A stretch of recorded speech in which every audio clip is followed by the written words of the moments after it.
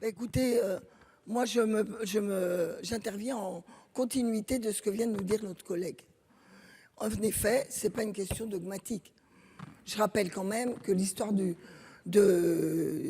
numerus clausus, alors je suis très à l'aise.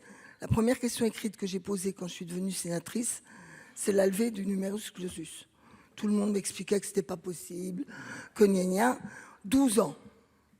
On les aurait, les médecins. En tout cas, on en aurait un peu plus.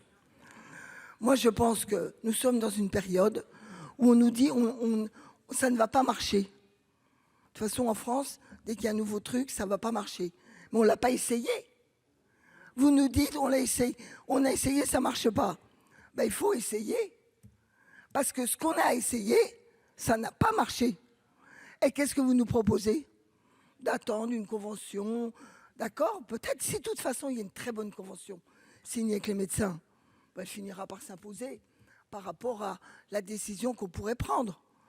Mais s'il n'y a pas un acte politique qui sort de ce débat budgétaire, qui essaie d'ouvrir plusieurs pistes, il n'y en a pas qu'une, dont le conventionnement sélectif, dont la libéralisation, le rendre plus facile les centres de santé, et en effet, des cas d'être à la fois salarié de l'hôpital et salarié d'un centre de santé.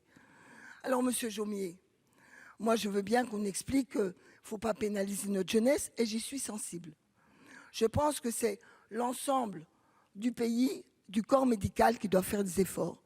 Oui, par exemple, les médecins qui sont déjà installés, on doit redébattre de la fameuse loi qui n'ont plus de garde. Et on sait que ça reste une des fragilités sur le terrain. Là, c'est ceux qui sont déjà là. Et puis les jeunes qui arrivent, on rentre dans cette logique du conventionnement sélectif qui, je rappelle, n'est pas le goulag.